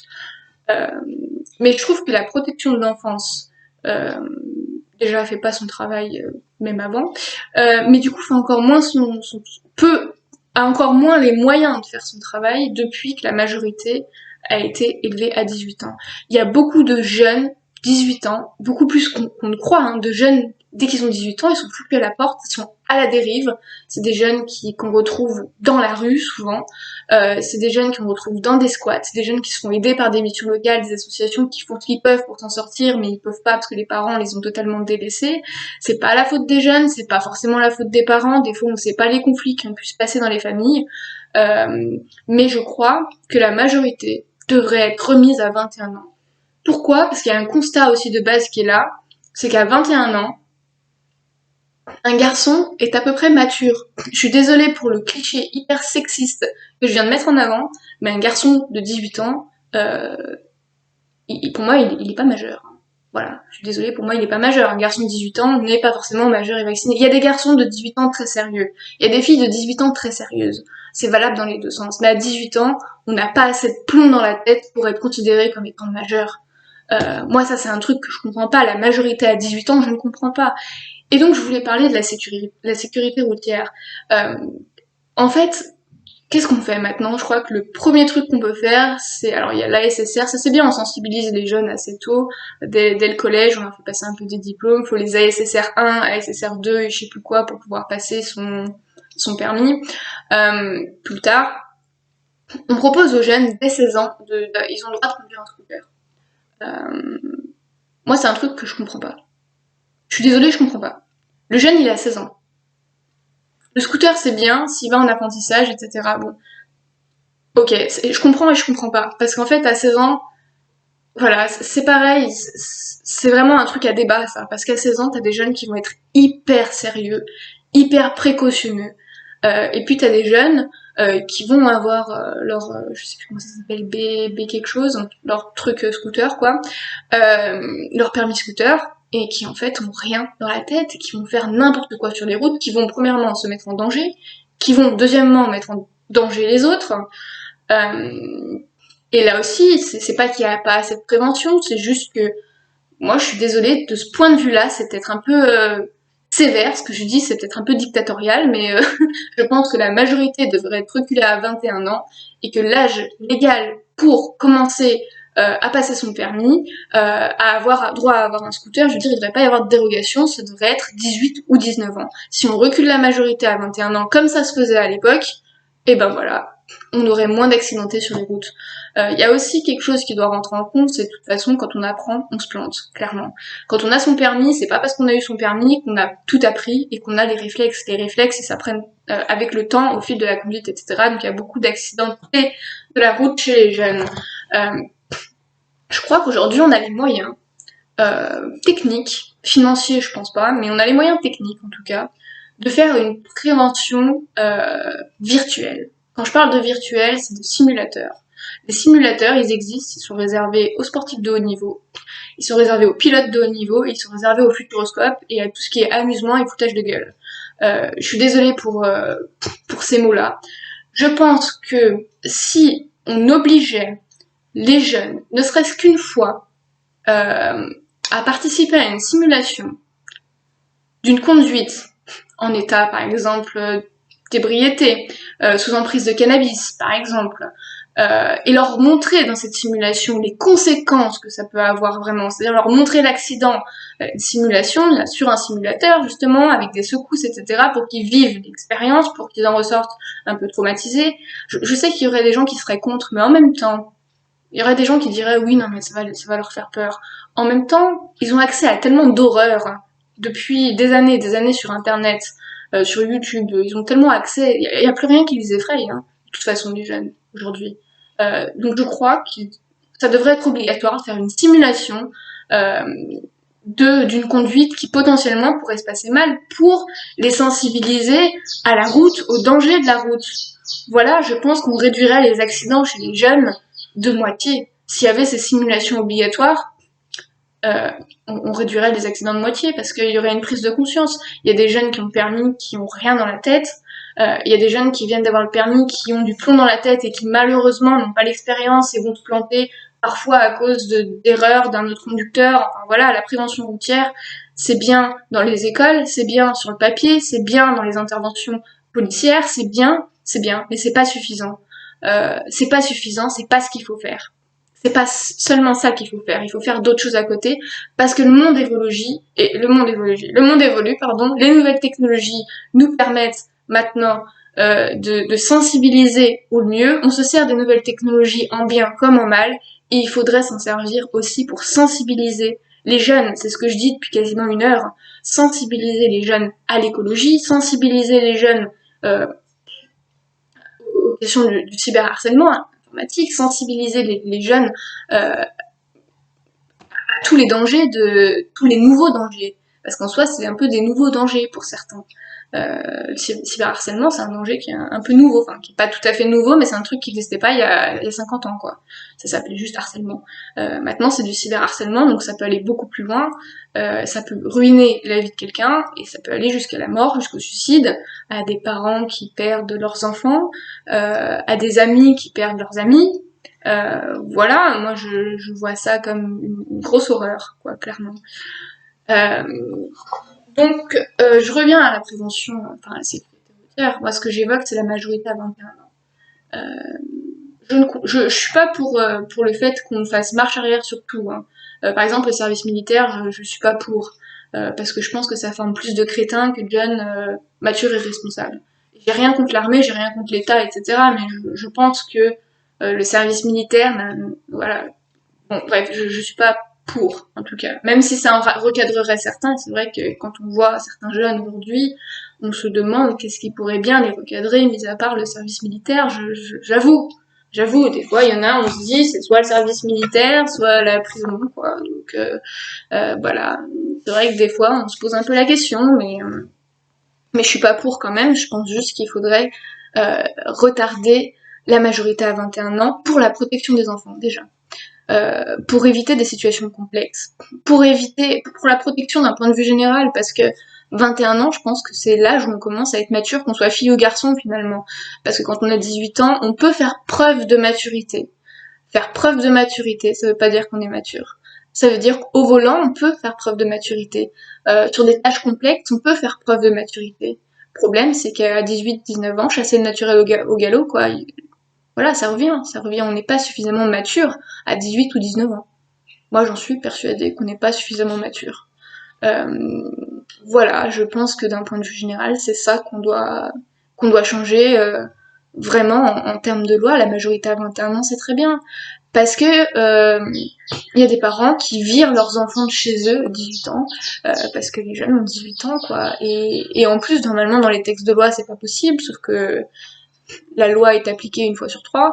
Euh, voilà, il y a des jeunes à 18 ans qui se retrouvent avec rien. Et c'est pas une blague, hein. Voilà, et les parents, faut que le jeune parle à une assistante sociale, faut que l'assistante sociale mette des choses en place, il faudrait que l'assistante sociale connaisse un peu plus les textes de loi, que le jeune aille au commissariat, que le commissariat se renseigne sur les textes de loi qu'ils sont censés connaître, et finalement, que dans tout ça, que les parents acceptent de reprendre le jeune qu'ils ont foutu à la porte à 18 ans, alors que le gamin, il a pas de revenus, il se retrouve à la rue sans rien, quoi. Souvent, c'est des jeunes qui ont des problèmes, mais pas toujours. Des fois, c'est des parents qui ont des problèmes et qui foutent leur gosse dehors parce qu'ils sont ils sont bien contents de foutre leur gosse dehors à 18 ans. Voilà, c'est aussi une réalité sociale, hein. Je suis désolée, je peux choquer. N'empêche que c'est un terrain, c'est un milieu que je connais. Donc je parle de ce que je connais. Voilà. Dernier point sur ma vidéo qui est assez longue, finalement, parce que j'ai beaucoup de choses à dire. Et ça concerne les hôpitaux psychiatriques. Alors je sais que c'est en opposition totale avec tout ce que j'ai dit avant, mais la médecine en fait, pas que les hôpitaux psychiatriques, mais la médecine en France. La médecine en France doit avoir à peu près 20 ans de retard sur certains pays, quoi. Voilà, je vais pas parler des infirmières, des conditions de vie dans les hôpitaux, des conditions de travail, pardon, des conditions de vie aussi hein, pour les patients. Bref, il y a beaucoup à dire là-dessus, il n'y a pas forcément les moyens, il n'y a pas les moyens, clairement, il manque de moyens, il manque de personnel, etc. Donc, ce dont j'ai choisi de parler là, c'est des hôpitaux psychiatriques. Parce que moi, je faisais des crises d'angoisse, donc j'ai été enfermée, parce que je suis désolée, c'est le mot. J'ai été enfermée en prison, dans un asile psychiatrique, pour soigner mes crises d'angoisse. Voilà, résultat, ils ont rien soigné du tout, ils m'ont filé des médicaments, c'est des anxiolytiques. Est-ce que ça nécessitait d'être hospitalisé? Je ne sais pas, sachant que j'en ai pas fait beaucoup dans ma vie, c'est pas la question. La question c'est que finalement j'ai vu à quoi ça ressemblait. de l'intérieur, hein. J'ai vu, je suis restée 5 semaines, c'est pas énorme, comparaison à d'autres personnes qui ont besoin de rester plus longtemps. Euh, je crois que l'hôpital psychiatrique, c'est un endroit où les personnes qui ont des problèmes psychiatriques devraient pouvoir se reposer. Et on mélange problèmes psychologiques avec problèmes psychiatriques. Moi déjà, ça c'est un truc que je supporte pas. Pour moi, pour moi, une dépression ne relève pas forcément de la psychiatrie. Je suis désolée. Pour moi, une dépression, évidemment, il y a des médicaments. Enfin, après, j'ai pas les compétences pour en parler, donc je vais pas parler de ça. Ce que je veux vraiment dire, c'est pour y avoir été, il se passe des choses dans les hôpitaux psychiatriques qui sont aujourd'hui encore intolérables. C'est intolérable. Ce qu'on peut voir dans un hôpital psychiatrique, c'est intolérable. Sachant que je faisais des crises d'angoisse, moi, la règle veut, en fait, que vous passez, je sais pas, genre 15 jours en observation, et qu'au bout de 15 jours, ils décident ou non de vous laisser le droit à faire des sorties dans le parc, ou sortir de l'unité, mais rester dans l'hôpital. Est-ce que, pour quelqu'un qui fait des crises d'angoisse, c'est la bonne approche? Que d'enfermer quelqu'un, mais quelqu'un qui fait des crises d'angoisse, on l'apprend. Ça a été mon cas. On m'a prise, on m'a enfermée. Donc moi déjà l'enfermement c'est un truc que je peux pas. Hein. Je fais des crises d'angoisse, je suis angoissée, je suis un peu agoraphobe aussi, donc m'enfermer déjà c'était. Et puis voilà, donc on vous observe, donc vous êtes un cas d'étude, un cas de laboratoire quoi. On vous observe un petit peu, beaucoup, on se fait des idées, on vous pose des diagnostics en 3 secondes. Hein. Clairement, ils posent des diagnostics, après c'est pas le bon, donc ils en reposent un, et puis en fait ils savent pas, donc moi clairement les diagnostics en hôpital psychiatrique, j'avais l'impression que c'était la loterie. Et parce que j'ai côtoyé quand même des personnes, je discutais avec eux, des patients, des gens avec qui j'étais forcément, j'étais obligée de les côtoyer quoi. Et en fait, il y en a un qui était diagnostiqué je sais plus quoi, l'autre il était diagnostiqué je sais plus quoi. Enfin, il y avait une variété de diagnostics, des trucs que t'as jamais entendu nulle part ailleurs. Euh, et puis 15 jours après, il revient, il me dit ah non en fait ils ont changé mon diagnostic, je suis ça maintenant. D'accord, ok. En fait, il y a un jeu de diagnostic qui claque des doigts. C'est vraiment, je dis ça parce que je l'ai vécu. Hein. J'ai pas de haine contre eux, mais ils jouent à la loterie avec le diagnostic. C'est de la loterie. Loterie, clairement.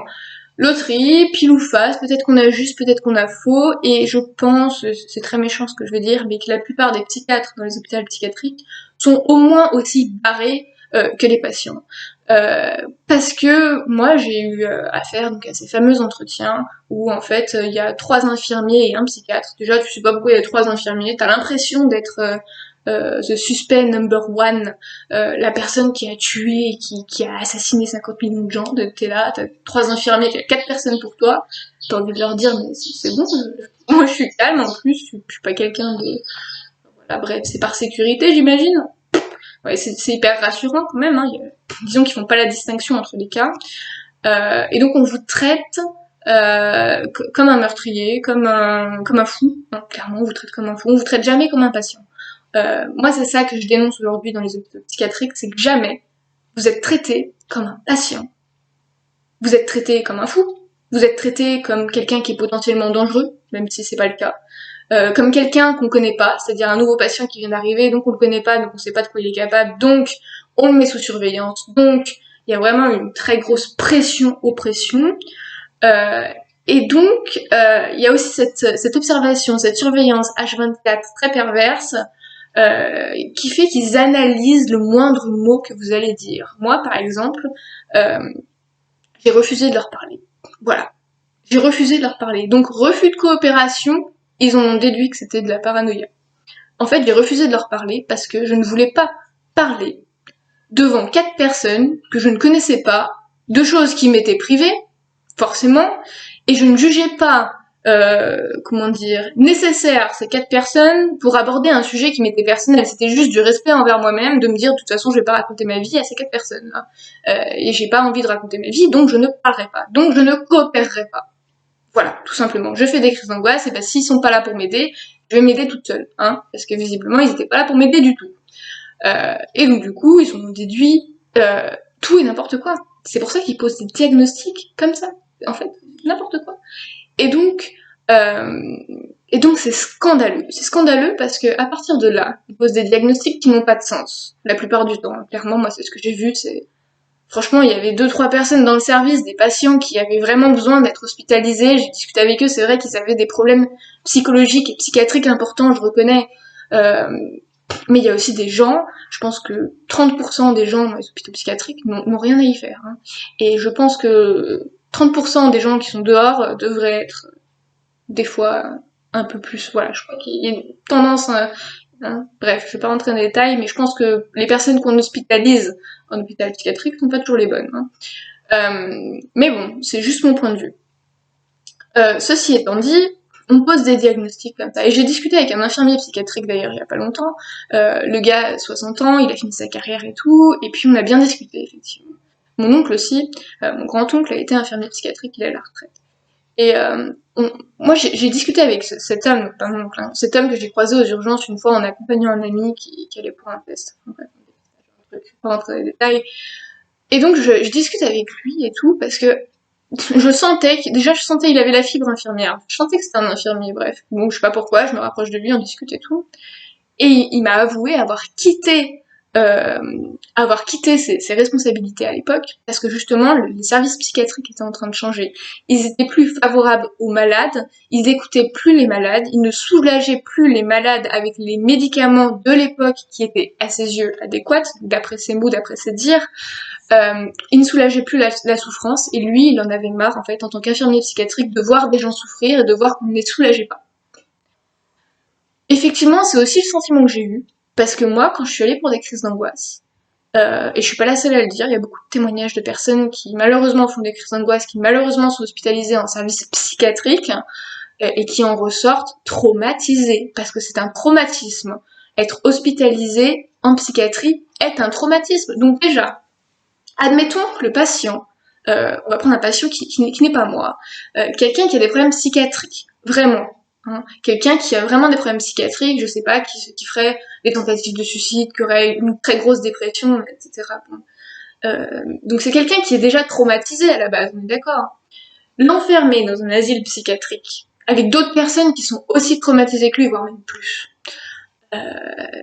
Et puis ne pas l'aider, parce que dans la réalité c'est ça, en fait. Il y a pas d'aide, il n'y a pas d'écoute, clairement. Il y a juste, moi j'y ai été, donc je peux le dire. En fait, ils savent tout le temps mieux que vous. Ils savent mieux que vous. Ils savent ce que vous êtes, vous savez pas ce que vous êtes, vous avez pas votre mot à dire, de toute façon vous êtes en tant que patient, vous en savez rien. Ils savent mieux que vous. Tout ce que vous êtes, ils savent mieux que vous. Ah oui, mais on sait mieux que vous, de toute façon. Oui, non, mais en gros, arrêtez, parce que nous c'est bon, on a posé notre diagnostic. Enfin voilà, vous avez pas votre mot à dire. Vous êtes là pour des crises d'angoisse, vous êtes là pour une dépression, vous n'avez rien à dire. Rien à dire.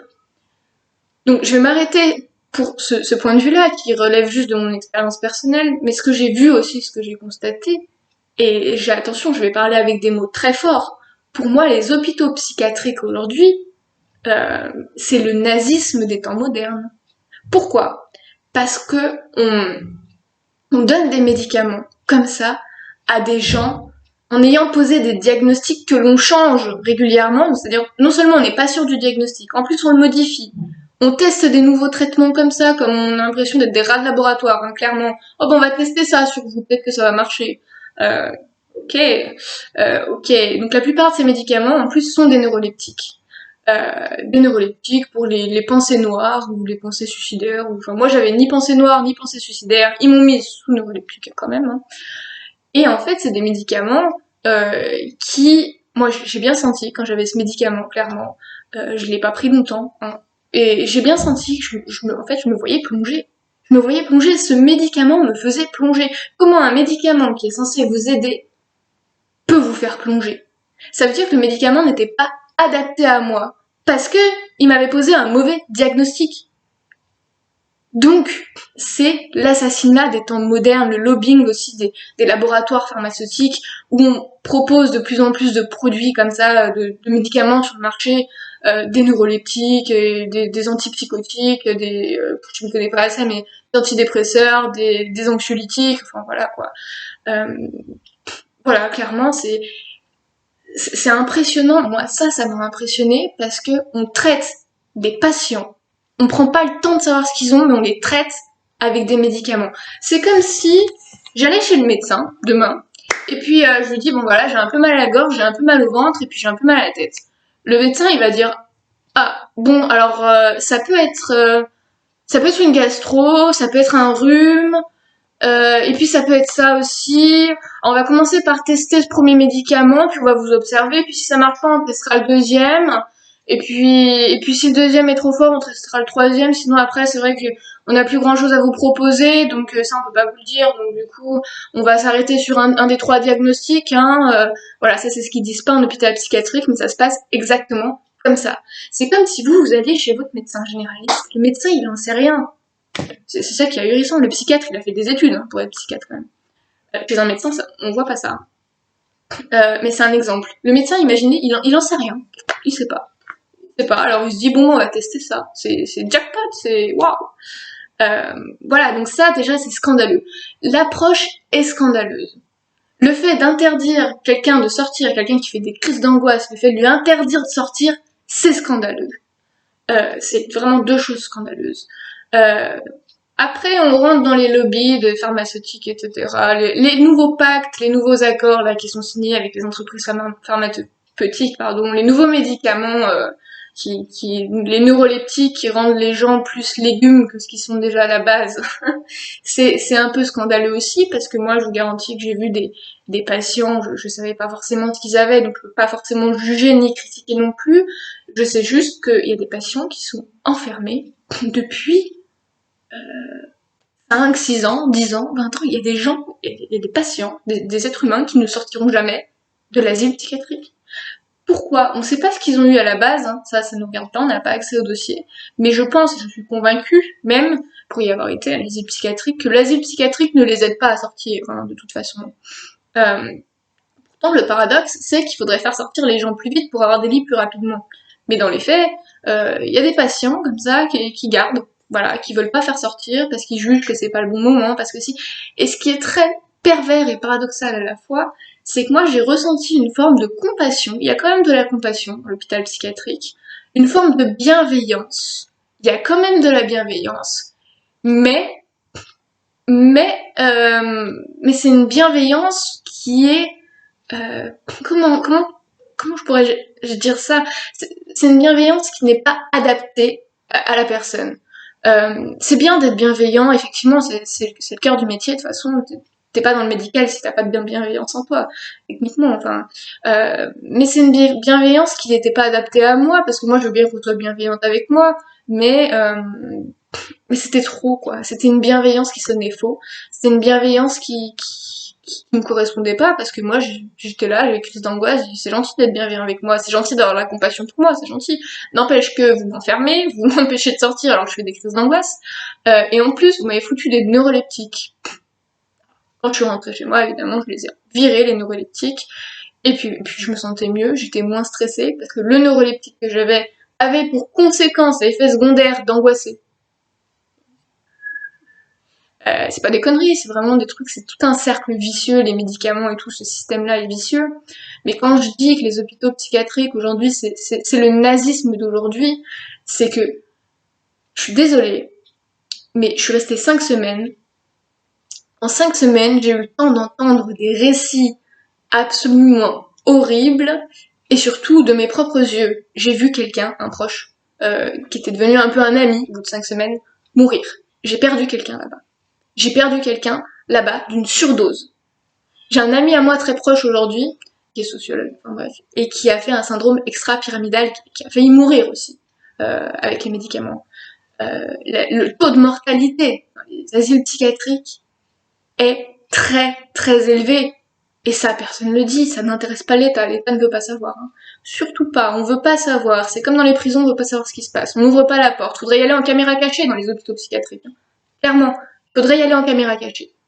Parce que personne veut y aller, parce que voilà, on se dit c'est la folie et tout, mais non, non, non, non, il n'y a pas que des gens fous là-bas. Il n'y a pas que des gens fous. Il y a des gens qu'on est en train de rendre fous. Et pour moi, il y a une grosse différence, c'est pour ça que j'alerte un peu, c'est pas de la paranoïa, c'est juste de la lucidité. C'est juste de se dire, il y a des gens qui sont en asile psychiatrique et qui n'ont rien à y faire, clairement. Il y a des gens qui y sont parce qu'ils ont des problèmes, qui ont leur place dans cet asile psychiatrique, mais qui ne sont pas aidés correctement, qui sont tués progressivement, lentement, à coups de médicaments, de surdose, des gens, des patients qui ont des problèmes que l'on n'écoute pas, à qui l'on ne donne pas la parole. Voilà. Et c'est pour ça que je dis que c'est le nazisme des temps modernes et les électrochocs existent encore. Les électrochocs existent encore. Je sais pas quel bienfait ça peut avoir sur les gens. Moi, personnellement, il y avait un patient que je croisais comme ça. Il allait à ces électrochocs et en fait, c'est une salle verrouillée, fermée. Déjà, ça fait hyper, ça fait camp nazi, hein, un hôpital psychiatrique, la salle verrouillée. Un hôpital, déjà, c'est pas attirant, c'est pas attrayant. Mais alors, l'hôpital psychiatrique, c'est encore pire. Et c'est vraiment flippant parce que la porte était fermée, tu sais qu'il se passe des choses derrière, mais tu sais pas ce que c'est, et tu sais juste le gars il va à ses électrodes, tu le revois, il sort, c'est un légume.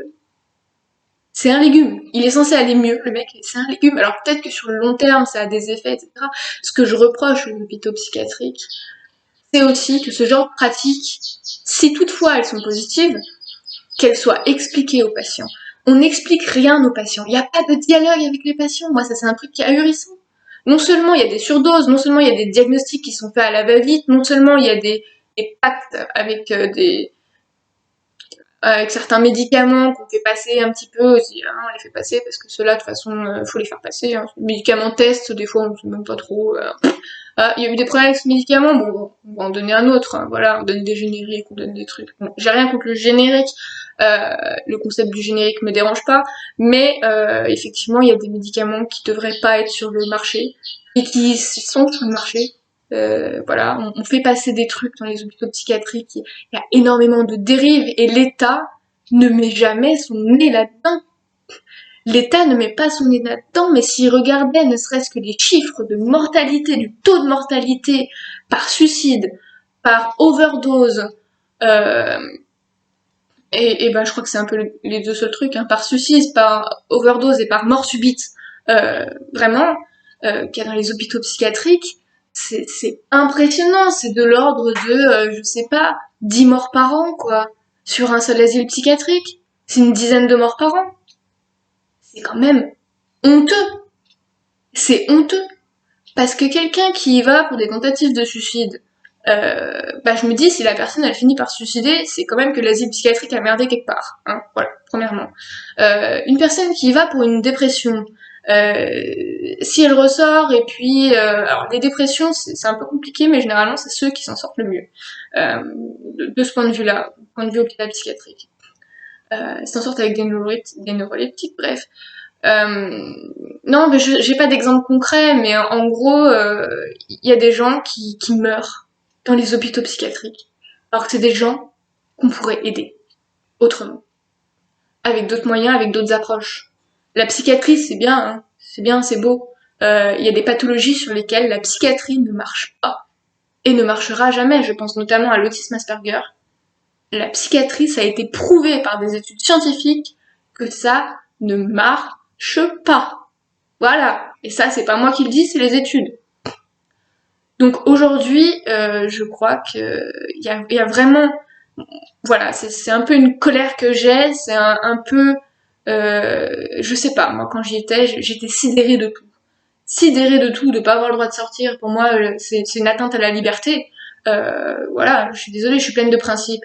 Voilà, c'est une atteinte à la liberté d'être confinée entre guillemets. Moi j'ai pas eu droit au confinement parce que j'étais une fille gentille, moi je pète pas des plombs, donc y a des gens qui sont confinés, j'ai vu ça de mes propres yeux, voir des gens confinés hurler, crier derrière des barreaux parce qu'il y a des portes avec des sas. Ça c'est à Vinatier, j'ai pas passé longtemps, hein. C'était juste une période de transition de deux ou trois jours où ils m'ont shooté au Valium avant de me mettre ailleurs dans un hôpital psychiatrique, on va dire un peu plus adapté aux crises d'angoisse, même si je reste convaincue qu'ils avaient rien compris à mon problème. Euh, c'est quelque chose qui est vachement violent. C'est quelque chose qui est hyper heurtant, à la fois pour la personne qui souffre et qui est en train de hurler derrière les barreaux, et à la fois pour le patient qui est là, et qui débarque, qui sait pas où il arrive, et puis qui se dit, attends, mais depuis quand on met des humains en cage? Moi, ça a été ma première pensée. Hein. Depuis quand est-ce qu'on met des humains en cage? Voilà. Les contentions, ça devrait être des choses qui devraient plus exister. Maintenant, il y a des médicaments suffisamment puissants pour soulager. Et déjà à l'époque, il y avait des médicaments très puissants pour soulager, des médicaments qui ont été retirés alors que c'était des médicaments meilleurs que ce qu'on a aujourd'hui. Les neuroleptiques aujourd'hui, ils ont pas les bons effets la plupart du temps. Enfin bref, on va pas rentrer dans les détails. C'est aussi ce que j'ai appris auprès justement cet infirmier qui est parti à la retraite et qui a été désespéré, que j'ai rencontré comme ça, une salle d'urgence, je sais pas pourquoi il venait d'ailleurs, mais bref. Effectivement, je suis d'accord avec lui, avec tout ce que j'ai pu voir et tout ce que j'ai pu entendre, tout ce qu'il m'a dit, je suis d'accord avec lui. Ils ont pas les moyens de soulager correctement les patients. Et effectivement, tu peux, quand t'es là-bas, t'entends des gens hurler. T'entends des gens hurler, donc toi t'es là-bas parce que t'es pas bien, hein. Clairement, si t'es là-bas, c'est quand même de base que t'es pas bien. C'est sûr que si t'étais super heureux, super joyeux, bon, mais si t'as pas de problème, techniquement t'y vas pas. On est d'accord. Mais t'entends des gens hurler, tu vois des gens pleurer, tu vois des horreurs là-bas. Moi, il y avait quelqu'un avec qui j'étais très proche, qui est mort d'une overdose. Et une overdose de médicaments, hein. Et lui, c'était un ancien toxico. Voilà, mais c'était quelqu'un de très gentil, etc., qui malheureusement avait un gros parcours psychiatrique, mais ils l'ont achevé avec des médicaments. Voilà. Et en même temps, c'est un sujet qui est très complexe, sur lequel je peux pas me prononcer, parce que voilà, l'héroïne, c'est horrible, hein. Ça engendre une telle dépendance que les médicaments, même les plus puissants, sont pas forcément capables de compenser le manque. Et donc il faut des doses de cheval pour aider ces personnes-là. Et effectivement, dose de cheval, qui dit dose de cheval dit forcément risque d'overdose. Euh, mais après, voilà, est-ce qu'il y a des bonnes approches aussi? Là, c'était le cas d'un quelqu'un que je connaissais, très gentil, qui avait un passé avec la drogue, mais ils n'ont pas tous des passés avec la drogue.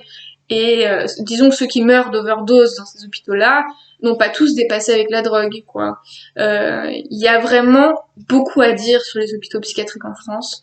Il faudrait enquêter, clairement. Moi, j'invite l'État, j'invite les journalistes, j'invite qui le veut, qui veut bien m'entendre, à aller enquêter sur les méthodes de prise en charge et de soins dans les hôpitaux psychiatriques en France à l'heure actuelle. Voilà, c'est mon message un peu de fin.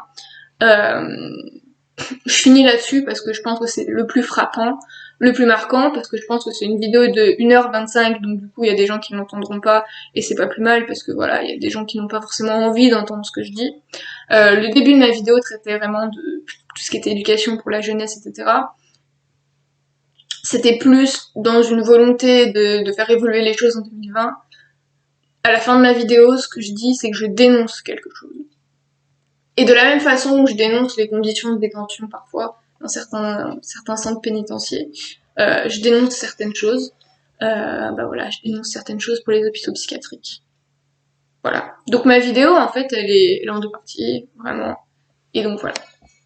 Merci à tous d'avoir regardé. Si vous avez des commentaires, des questions, des réactions, n'hésitez pas à venir me voir, à me poser des questions, à parler avec moi.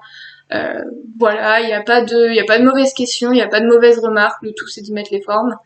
Euh, voilà, merci à tous d'avoir regardé. Bonne journée et puis essayez à votre niveau ce que vous pouvez faire, de faire un peu changer les choses si vous le pouvez. Merci à tous, bonne journée, bye.